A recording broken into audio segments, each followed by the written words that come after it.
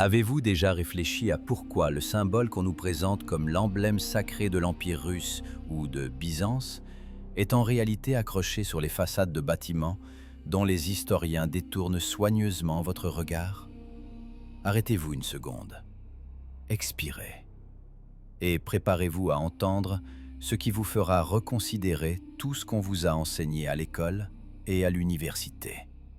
On nous a menti toute notre vie sur l'origine des États dans lesquels nous vivons. Vous avez été trompés, et l'ampleur de ce mensonge est si grande que le cerveau humain refuse de l'accepter sans préparation préalable. Nous avons l'habitude de voir l'aigle à deux têtes comme un symbole de pouvoir étatique, comme un héritage de mariage dynastique ou une continuité religieuse. Mais que se passerait-il si je vous disais que ce n'est pas un blason? Et si c'était un logo? Le logo d'une corporation mondiale unifiée, d'un empire unique qui gérait toute la planète encore au milieu du 19e siècle et que les historiens ont intentionnellement fragmenté en dizaines de pays différents pour cacher le fait d'une catastrophe globale et du redécoupage du monde qui a suivi. Regardez les anciennes cartes et photographies. Pas celles qui ont été redessinées dans les manuels du XXe siècle, mais les véritables gravures et daguerréotypes miraculeusement préservés dans les archives. L'aigle à deux têtes déploie ses ailes non seulement au-dessus du palais d'hiver ou du Kremlin. Ce symbole, sous une stylisation ou une autre, apparaît sur d'anciennes cartes d'Amérique du Sud, sur des bas-reliefs en Turquie, sur des portes en Inde, sur les monnaies du Saint-Empire romain germanique qui, en substance, occupait toute l'Europe. La science officielle nous nourrit de contes de fées, selon lesquels Sophie Paléologue aurait apporté cet emblème à Moscou ou que Charlemagne l'aurait emprunté à quelqu'un d'autre. Mais activons la logique, celle même que le système éducatif tente de nous désactiver. Si vous voyez le logo de la pomme croquée sur un gadget à Tokyo, à New York et à Saratov, vous ne pensez pas que ces villes se sont battues entre elles pour le droit de dessiner ce fruit? Vous comprenez que c'est la même entreprise, le même standard, la même technologie. Alors pourquoi, en regardant des aigles identiques et une architecture antique absolument identique sur tous les continents, croyons-nous que ce beau rase n'est civilisation en guerre les unes contre les autres? Regardons la vérité en face. La version officielle de l'histoire du 19e siècle craque de toutes parts, comme un vieux tissu. On nous parle des guerres napoléoniennes, des campagnes de Crimée, de la guerre civile aux États-Unis d'Amérique. Mais si on enlève la pelure politique et qu'on regarde les traces matérielles, nous verrons une toute autre image. Nous voyons un style architectural unifié qu'il est impossible de reproduire aujourd'hui même avec nos lasers et nos grues. Ce style est appelé classicisme, empire, antiquité. Mais c'est un mensonge. C'est une construction standardisée. Écoutez-moi attentivement. C'est la construction standardisée d'un empire mondial unifié. Le Capitole à Washington, la cathédrale Saint-Isaac, la cathédrale Saint-Paul à Londres, le Panthéon à Paris. Ce n'est pas une imitation. Ce sont les mêmes plans. Ce sont les mêmes normes et règles de construction. Qui pouvait approuver un code de construction unifié pour des bâtiments en Australie et en Sibérie si entre eux, selon la version des historiens, il y avait des mois de voyage à travers un océan tumultueux et une absence totale de communication? La réponse effraie par sa simplicité. L'aigle à deux têtes est le symbole du contrôle total sur l'Orient et l'Occident. Une tête regarde vers l'Est, l'autre vers l'Ouest, mais le corps est unique. C'est le symbole d'un monde sans frontières, qui existait tout récemment. Un monde où le passeport n'était pas nécessaire, parce que le pouvoir était unique. Et ce pouvoir possédait des technologies que l'on nous présente aujourd'hui comme de la magie ou un culte religieux. Regardez ces bâtiments. Ils ne sont pas destinés à la défense, bien qu'on les appelle forteresses. Ils ne sont pas destinés à la prière, bien qu'on les appelle temples. Leurs portes géantes dans lesquels un camion peut entrer, leurs coupoles recouvertes de métal, leurs flèches s'élevant vers le ciel. Ce sont des dispositifs techniques. Et sur chacun d'eux, comme un signe de qualité, comme le sceau du propriétaire, était suspendu cet aigle. Les historiens nous disent que les nations se sont formées au fil des siècles, que le français, le russe, l'anglais se sont développés isolément. Mais pourquoi alors toute l'élite du 19e siècle en Russie parlait-elle français? Pourquoi les termes juridiques dans le monde entier sont-ils latins? Pourquoi les termes architecturaux sont-ils italiens? Parce que c'était un monde unifié. Un monde qui a été détruit au cours d'une catastrophe qu'on nous a caché derrière les dates de révolution et de guerre fictives. L'aigle à deux têtes est la clé. C'est la marque qu'on a oublié d'effacer. Ou qu'on n'a pas pu, parce qu'elle était gravée dans la pierre et moulée en métal avec une telle qualité que la marteler s'est avéré plus difficile que de réécrire les livres papier. Nous sommes au seuil d'une découverte grandiose. Mais pour avancer plus loin, il faut rejeter la peur de paraître fou. Il faut se poser la question. Si l'Empire romain est tombé il y a 1500 ans, pourquoi les bâtiments des tribunaux, des banques et des parlements au XXIe siècle sont-ils construits comme si César était encore au pouvoir? Pourquoi aux États-Unis d'Amérique, un pays qui n'aurait que 200 quelques années, se dressent des bâtiments indistinguables des forums romains? Qui a réellement construit ces gigantesques structures avec des colonnes pesant des centaines de tonnes chacune? Croiriez-vous vraiment que ce sont des gens en laptis et avec des brouettes en bois qui les ont érigées, guidés seulement par le patriotisme et la foi en un avenir radieux? Non. Ici, c'était une machine qui travaillait.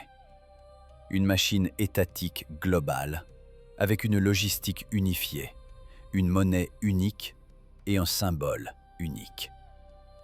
Mettons de côté les jolies images et occupons-nous de la mathématique sèche et impitoyable qui détruit l'histoire officielle plus vite que le feu ne consume du papier sec. Si nous admettons que la version officielle est vraie, alors le 19e siècle devrait avoir été l'époque des super-héros dotés d'une force et d'une endurance surhumaines. Regardez le volume de construction en briques rouges qui a envahi la planète au milieu du siècle précédent. C'est ce qu'on appelle le style industriel, que vous trouverez à Londres, Hambourg, Moscou, Chicago et Melbourne. Les historiens nous disent que c'étaient des ouvriers salariés, d'anciens paysans, qui les ont construites en utilisant des échafaudages primitifs et le travail manuel. Mais calculons. Pour construire un seul quartier de ce type, il faut des millions, vous entendez, des millions d'unités de briques cuites. Où se trouvaient ces usines géantes? Où étaient les carrières d'où l'on extrayait des gigatonnes d'argile? Les archives officielles se taisent. On nous montre des gravures d'artisans solitaires qui moulent des pots. Mais la réalité exige la présence de géants industriels capables de produire en continu à l'échelle planétaire. Et maintenant, la question de la logistique, qui met en échec n'importe quel ingénieur. Comment ces millions de tonnes de matériaux de construction étaient-elles livrées sur les chantiers? On nous parle de chevaux et de charrettes. Avez-vous déjà essayé de transporter ne serait-ce qu'une tonne de briques sur une charrette en bois, sur une route de terre boueuse? Et maintenant, imaginez qu'il faut en transporter des millions de tonnes.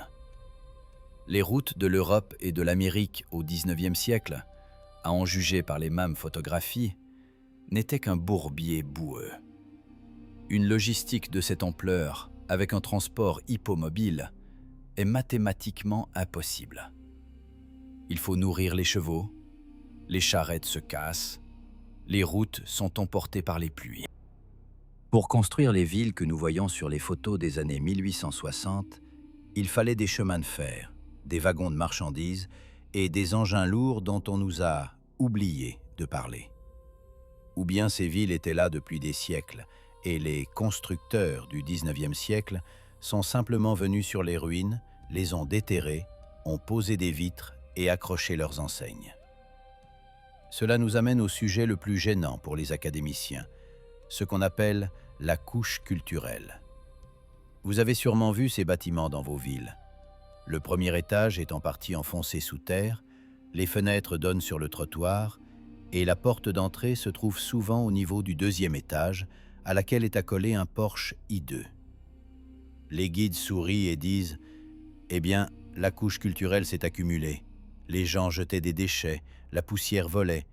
Voilà qu'en 300 ans, ça fait 2 mètres. » Y croyez-vous sérieusement? Réfléchissez par vous-même. Pour que le niveau du sol monte de 2 mètres à cause de la poussière et de la boue, les gens auraient dû vivre dans une porcherie et ne jamais nettoyer les rues. Mais nous voyons sur les anciennes photos des boulevards parfaitement propres. De plus, si vous creusez le long du soubassement d'une telle maison, vous verrez qu'en dessous se trouve un étage complet, avec de hauts plafonds, des fenêtres en arc et des portes. Qui de sensé construirait des fenêtres dans le sol? Qui ferait une entrée principale là où il y a du terrain? La réponse est évidente et terrifiante. Ces bâtiments n'ont pas été construits sous terre. Ils ont été ensevelis. Une catastrophe globale s'est produite. Un certain cataclysme lié à l'éjection d'une quantité colossale de sol, d'argile et de sable. C'est précisément cet événement que les chercheurs appellent le déluge d'argile ou l'inondation boueuse, qui a enterré les premiers étages des bâtiments de l'Empire mondial unifié. Et cela s'est produit non pas il y a 1 million d'années, mais récemment, peut-être au milieu du 19e siècle. C'est pourquoi nous voyons cette étrange rupture technologique. Des palais magnifiques, à géométrie parfaite, enfoncés jusqu'à la ceinture dans le sol. Et des gens laptis à côté d'eux qui ne savent même pas lire. Les autorités venues après la catastrophe se sont simplement installées dans les étages supérieurs survivants. Elles n'ont pas construit ces villes. Elles les ont peuplées. Et pour cacher le fait de la catastrophe qui a détruit des milliards de personnes et effacé une civilisation unifiée, elles ont inventé le conte de la couche culturelle et du développement graduel. Mais la preuve la plus stupéfiante de l'existence de l'Empire unifié n'est visible que du ciel. Ce sont les forteresses en étoiles. Des remparts en terre, géométriquement parfaits, en forme d'étoiles, dispersés sur toute la planète, des Pays-Bas au Japon, des États-Unis d'Amérique à l'Oural. Les historiens les appellent des ouvrages fortifiés. Apparemment, cette forme est nécessaire pour la protection contre les boulets de canon. C'est un mensonge destiné aux idiots.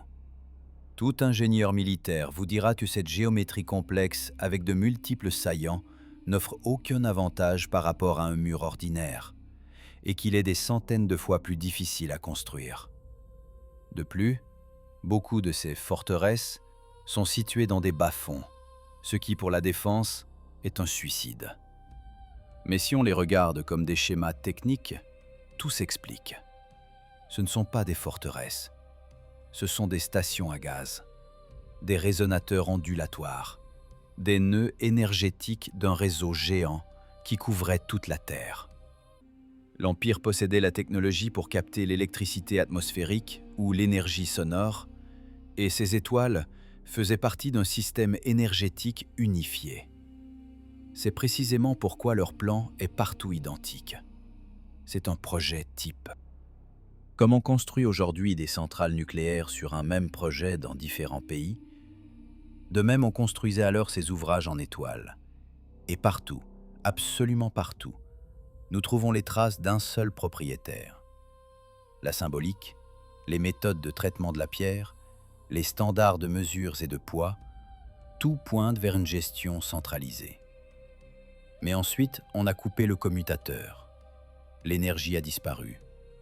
La civilisation a péri dans des flots d'argile et de feu. Et les descendants sauvages qui ont survécu, que nous appelons nos arrière-grands-pères, ont commencé à utiliser ces ruines majestueuses comme des granges, des écuries et des forteresses primitives. en inventant pour elles de nouveaux noms stupides.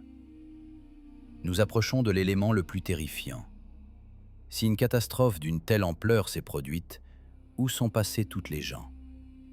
La démographie du XIXe siècle est un champ de mines sur lequel les savants officiels ont peur de s'aventurer. Les chiffres ne concordent pas. La statistique ment. Faisons un expériment. Ouvrez tout de suite un moteur de recherche et tapez la requête « Photographie de villes du XIXe siècle ». Paris, Saint-Pétersbourg, Moscou, San Francisco, Rome, peu importe. Choisissez des photos panoramiques datées de la période de 1850 à 1870. Que voyez-vous? Ou plutôt, qu'est-ce que vous n'y voyez pas? Vous n'y voyez pas de gens. Des boulevards gigantesques et majestueux, des places immenses, des quais monumentaux, et un vide absolu, résonnant. Des villes fantômes, une silhouette solitaire, rare, en haut de forme noire, comme tombée par hasard dans le cadre, ou une seule charrette sur une rue capable d'accueillir 10 voies de circulation. Les historiens officiels trouvent ici aussi, comme ils le croient, une justification géniale. Ils nous serinent la mantra de la longue exposition. Apparemment, la technique photographique de l'époque exigeait une exposition de plusieurs minutes, et les gens en mouvement ne s'imprimaient simplement pas sur les plaques, se transformant en invisibles. Mais c'est un mensonge qui s'effondre au premier regard attentif. Si l'exposition était si longue, pourquoi les ombres des arbres et des bâtiments sont-elles si nettes? En quelques minutes, le soleil se déplace et les ombres devraient être floues. Pourquoi le feuillage des arbres est-il dessiné en détail et non transformé en taches floues dues au vent? Pourquoi, enfin, l'eau des rivières sur ces photos présente souvent des rides et non l'aspect de verre laiteux inévitable avec une longue exposition? Et le plus important, où est le transport hippomobile? Si les gens pouvaient disparaître à cause du mouvement, alors les chevaux et les calèches, arrêtés au feu ou en attente de passagers, devaient laisser au moins quelques traces. Mais il n'y en a pas. Les villes sont vides. Ce sont des villes après le nettoyage. Ce sont des décors dont on a retiré les acteurs en laissant les accessoires. C'est la preuve visuelle qu'au milieu du XIXe siècle s'est produite une dépopulation de dimensions catastrophiques. La population de la Terre a été pratiquement anéantie. Ces milliards qui, selon les manuels, construisaient la révolution industrielle, se sont simplement évaporés. Et c'est ici que la mathématique démographique entre en jeu, qu'on nous cache derrière les rapports secs des recensements. On nous dit qu'au début du XIXe siècle, il y avait 1 milliard d'humains sur Terre. Et au début du XXe, déjà presque 2. Comprenez-vous que c'est un absurde biologique? Dans des conditions d'absence d'antibiotiques, avec une hygiène monstrueuse selon la version officielle, des guerres constantes et des épidémies, la population ne peut pas doubler. Elle doit stagner ou s'éteindre. Une telle croissance explosive n'est possible que dans un cas, si les chiffres sont falsifiés, ou s'il y avait un peuplement artificiel des territoires vidés par de nouvelles personnes.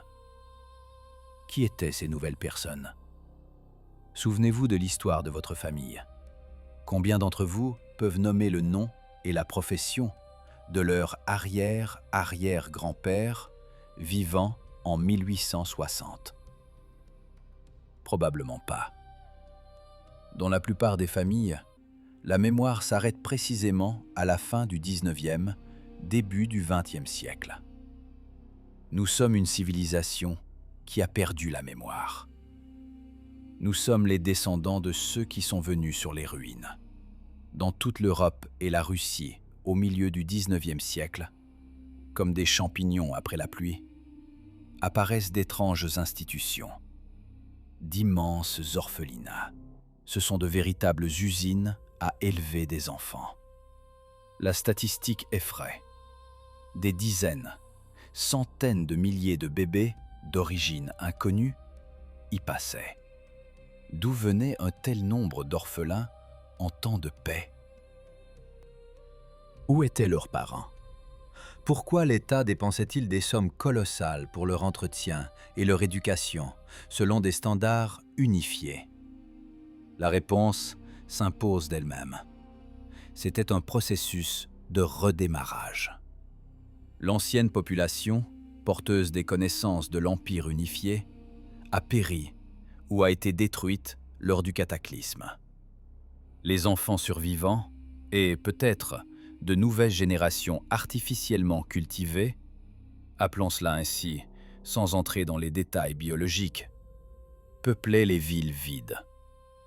On leur donnait de nouveaux noms, de nouveaux patronymes, souvent d'après des métiers ou des fêtes, et, le plus important, on leur donnait une nouvelle histoire. On leur apprenait que ces bâtiments majestueux avaient été construits par leurs ancêtres serfs, que ces machines à vapeur avaient été inventées par des autodidactes dans des hangars, et que l'aigle à 2 têtes n'était qu'une simple image. Ces gens entraient dans des appartements vides au plafond de 4 mètres et ne savaient pas comment les chauffer. Alors, ils installaient des poêles bourgeois qui, hideux, en sortant les conduits par les fenêtres. Ils marchaient sur les quais en granit, sans comprendre comment leurs ancêtres pouvaient travailler une pierre d'une telle dureté. Et ils inventaient des contes sur le ciseau et le marteau. Nous vivons dans un post-apocalypse. Tout le 19e siècle, tel que décrit dans la littérature, est la période où les nouveaux maîtres du monde tentaient de maîtriser l'héritage de la civilisation précédente. Ils inventoriaient les biens survivants, réécrivaient les cartes, démolissaient l'ancienne moulure pour la remplacer par leurs propres symboles, et inventaient des nations pour diviser l'humanité unifiée. Diviser pour régner. Un principe qui a parfaitement fonctionné. On nous a forcés à croire que nous avions toujours été différents, que nous avions toujours fait la guerre. Mais l'architecture crie le contraire. Elle crie l'unité. Et ici surgit la question principale. À qui cela profitait-il? Qui se tenait derrière le rideau de ce grand nettoyage global? Qui sont ces marionnettistes qui sont venus sur les cendres, se sont appropriés les technologies, qu'ils ont d'ailleurs immédiatement classées secrètes ou simplifiées, jusqu'à des moteurs à combustion interne primitifs, et se sont nommés rois, empereurs et présidents? Qui sont donc ces gens qui sont arrivés au pouvoir sur les ruines d'une grande puissance globale? Regardez les arbres généalogiques des monarques du 19e siècle. Ce ne sont pas des dynasties différentes. C'est une seule grande famille. Les Windsor, les Romanov, les Hohenzollern. Ce sont des cousins au 2e et au 3e degré, qui s'écrivaient, se rendaient visite et portaient des uniformes presque identiques. On nous dit qu'ils se battaient les uns contre les autres pour des parcelles de terre. Mais c'est un mensonge pour le peuple. En réalité, c'était un cartel. C'était la gestion d'une situation de crise. L'Empire unifié était tombé. Son pouvoir central avait disparu dans la catastrophe. Et les vice-rois régionaux, ces mêmes rois et empereurs, se sont simplement partagés les biens. Ils ont démantelé le monde unifié en appartements nationaux, inventant pour chaque lot son propre langage et son propre drapeau. Mais ils ont laissé l'ancien logo impérial, l'aigle à 2 têtes, comme signe de leur légitimité. Ils ne sont pas des créateurs, ce sont des pilleurs qui se sont déclarés héritiers. C'est précisément cela qui explique le caractère étrange des guerres du milieu du 19e siècle. La guerre de Crimée, la guerre civile aux États-Unis d'Amérique, les conflits franco-prussiens. Vous ne vous êtes jamais demandé pourquoi elles ont toutes eu lieu pratiquement en même temps? Et pourquoi la tactique de ces guerres ressemble à une folie pure? Les armées se mettaient en rang en uniforme vif et démasquant, et avançaient en attaque frontale contre les mitrailleuses et l'artillerie. Ce n'est pas une guerre, c'est une mise au rebut. Aux nouveaux dirigeants, il fallait réduire les restes de la population masculine qui pouvait se souvenir des anciens ordres. Il fallait effacer la mémoire et aussi détruire les traces matérielles de l'ère passée. Regardez les photos de Sébastopol, d'Atlanta ou de Paris après ces guerres. Les villes ne sont pas simplement endommagées, elles sont réduites en poussière. Des bâtiments en pierre qui devaient durer des siècles, transformés en gravats. On nous dit que ce sont les boulets de canon qui ont fait ça. Mais la physique dit le contraire. Un boulet en fonte ne peut pas transformer une ville en granit, en paysage lunaire. Ici, on a utilisé des armes d'une toute autre puissance, qu'on a ensuite attribuées à des incendies et des bombardements. Au fait, à propos des incendies, les grands incendies du XIXe siècle, c'est un autre chapitre de la grande falsification. Moscou, Chicago, Londres, Boston, des villes construites en pierre et en briques qui brûlaient entièrement comme si elles étaient faites d'allumettes. La pierre ne brûle pas, la brique ne brûle pas. Pour fondre le métal des armatures et transformer la pierre en poussière, il faut des températures inatteignables dans un incendie domestique ordinaire. C'est possible seulement si les villes étaient détruites intentionnellement, avec l'utilisation de mélanges incendiaires high-tech ou d'énergie dirigée. Les incendies étaient un prétexte commode pour démolir les constructions antiques gênantes que les nouvelles autorités ne pouvaient ni entretenir ni exploiter, et construire à leur place des boîtes primitives, en présentant cela comme du progrès. Et qu'en est-il de la soi-disant révolution industrielle ? On nous inculque qu'au XIXe siècle, l'humanité a fait un saut incroyable. Machines à vapeur, électricité, télégraphe. Mais si on regarde de près, cela ressemble non pas à une invention, mais à une découverte. Nous n'avons pas inventé l'électricité, nous avons trouvé des schémas et des restes de câblage dans les cathédrales centro-électriques survivantes. Nous n'avons pas inventé les moteurs à vapeur, nous avons adapté les mécanismes trouvés, les primitivisant. Regardez les expositions universelles de la fin du XIXe siècle à Paris ou Chicago. D'immenses complexes d'une beauté incroyable, construits soi-disant de matériaux temporaires en quelques mois. Là, on démontrait des tramways sans fil, des trottoirs roulants, une illumination des plus complexes. Et après l'exposition, tout cela était impitoyablement démoli. Pourquoi détruire le sommet de la pensée ingénierique ? Parce que ce n'étaient pas des maquettes. C'étaient les restes des technologies de l'ancien monde, que l'élite a montré au peuple une seule fois pour affirmer sa puissance, puis a caché ou détruit, parce qu'elle ne pouvait pas en organiser la production en série. Nous vivons dans un culte du cargo. Nous imitons les actions des dieux sans comprendre l'essence de leur technologie. Pour cacher cette rupture entre la grandeur du passé et la misère du présent, il a fallu étirer la chronologie. Les historiens ont ajouté à notre passé 1000 ans superflus. Ils ont inventé les âges sombres pour expliquer pourquoi, après le béton romain et les aqueducs, les gens ont soudain vécu 1000 ans dans la crasse et oublié toutes les technologies. Il n'y a pas eu d'âge sombre. L'Antiquité, c'est précisément ce passé récent. Les empereurs romains, les chevaliers en armure et les soldats en tricorne, ce sont des contemporains. Ils vivaient dans une même échelle temporelle, mais dans différentes régions de l'Empire unifié. Le décalage chronologique a permis de vieillir les ruines. On nous a dit, à cet aqueduc de Milan, il s'est effondré sous l'effet du temps. Et nous y avons cru. Mais en réalité, il en avait 200 et il s'est effondré à cause d'une explosion pendant le nettoyage du territoire. L'aigle à 2 têtes nous contemple d'en haut et avec un sourire moqueur depuis les façades des bâtiments. Il observe comment nous errons dans les rues dont les vrais noms ont été effacés depuis longtemps. Nous sommes fiers d'un passé complètement inventé par des scribes à gages dans les bureaux d'académie créés uniquement pour le contrôle et la censure. Tout le système éducatif est taillé pour fragmenter les connaissances.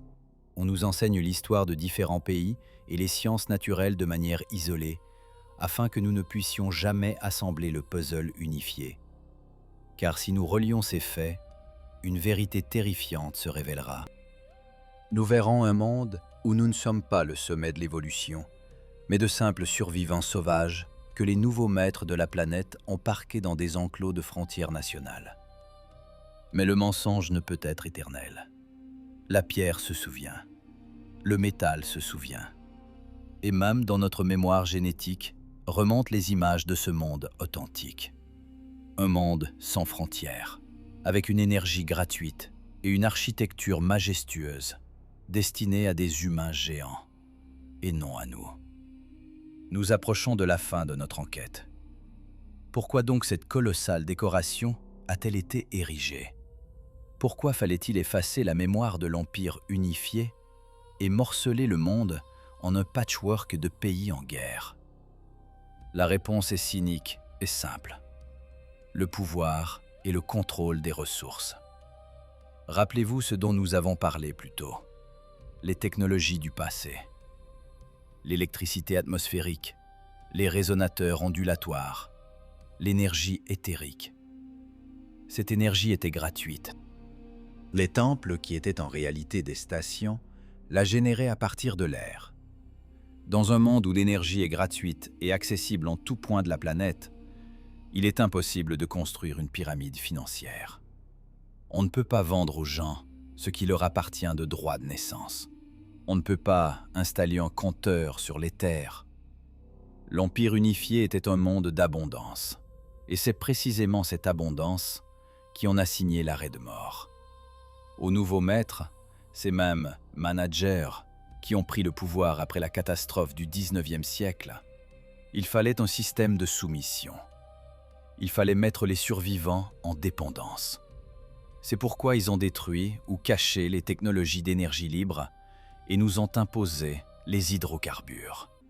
Pétrole, charbon, gaz. Ce n'est pas simplement du carburant. C'est un instrument de contrôle. C'est une garrotte autour du cou de la civilisation. Pour vous vendre de l'essence et de l'électricité, il fallait vous convaincre qu'il n'y avait pas d'alternative. Il fallait inventer une physique qui interdit l'éther. Rappelez-vous comment l'éther a disparu de la table de Mendeleïev après sa mort. Il fallait réécrire l'histoire, de manière à ce que vous considériez vos ancêtres comme des sauvages, et vous-même comme le sommet du progrès, alors qu'en réalité, nous sommes une branche dégénérée, qui grouille dans la boue, sur les ruines des dieux. Et c'est ici que nous approchons de la théorie la plus effrayante. La théorie de la cyclicité. Les catastrophes globales, similaires à celle qui s'est produite au milieu du 19e siècle, ce n'est pas un hasard. C'est un processus systémique. C'est la moisson. Il existe une hypothèse selon laquelle notre civilisation est artificiellement remise à zéro tous les 200-300 ans.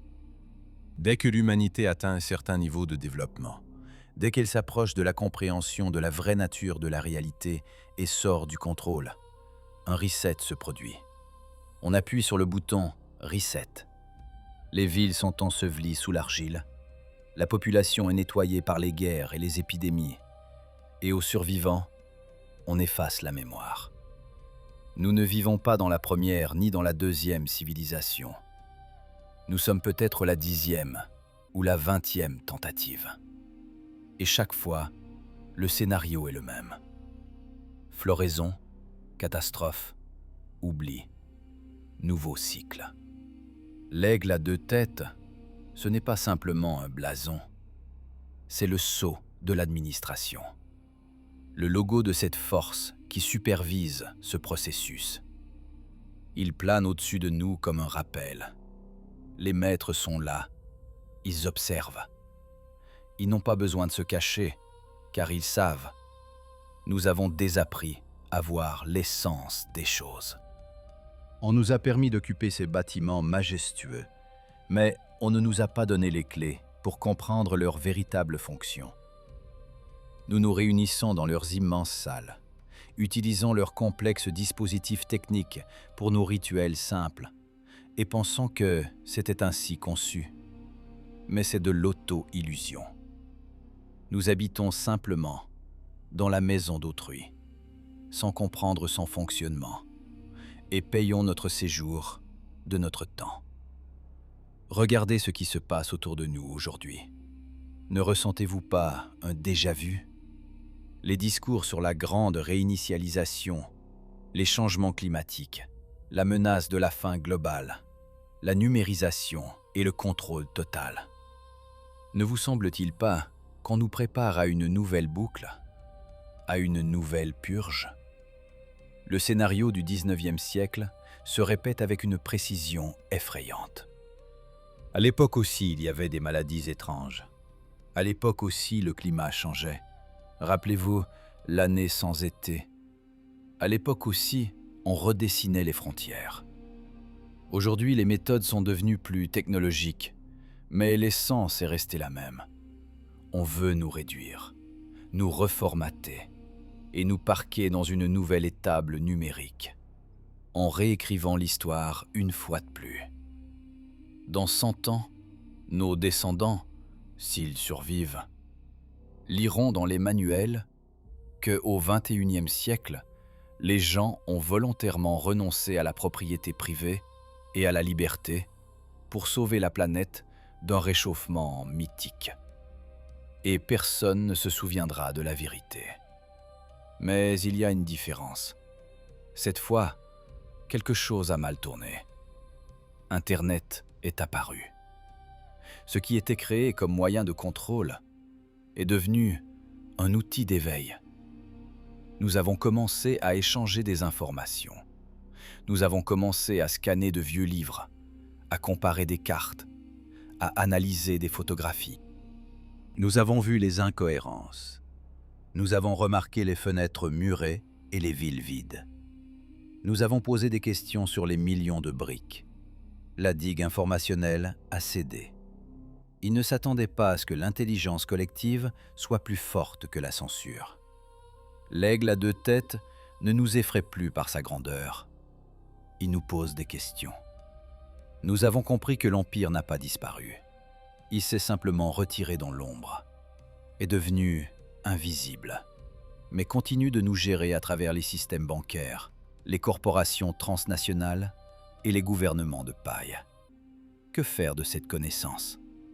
Cessez de croire sur parole. Cessez de consommer la gomme officielle qu'on nous nourrit à travers les écrans. Regardez le monde de vos propres yeux. Étudiez l'architecture de votre ville. Cherchez les traces du déluge. Cherchez les incohérences. Posez des questions gênantes aux enseignants, aux historiens, aux fonctionnaires. Le système ne craint qu'une chose, la lumière. Quand nous illuminons les coins sombres de l'histoire, la peur disparaît. Nous sommes les héritiers d'une grande civilisation. On nous a volé la mémoire, mais on n'a pas pu nous voler l'esprit. Cette enquête n'est que le début. Nous n'avons fait que gratter la surface du mensonge dans lequel nous vivons. Devant nous, nous attendent des découvertes encore plus choquantes. Nous devons restaurer la chronologie, nous rendre nos technologies et comprendre qui nous sommes vraiment. L'aigle à 2 têtes regarde vers l'ouest et vers l'est, contrôlant le passé et l'avenir. Mais il ne regarde pas en nous. Et c'est précisément là que se cache la clé de la liberté.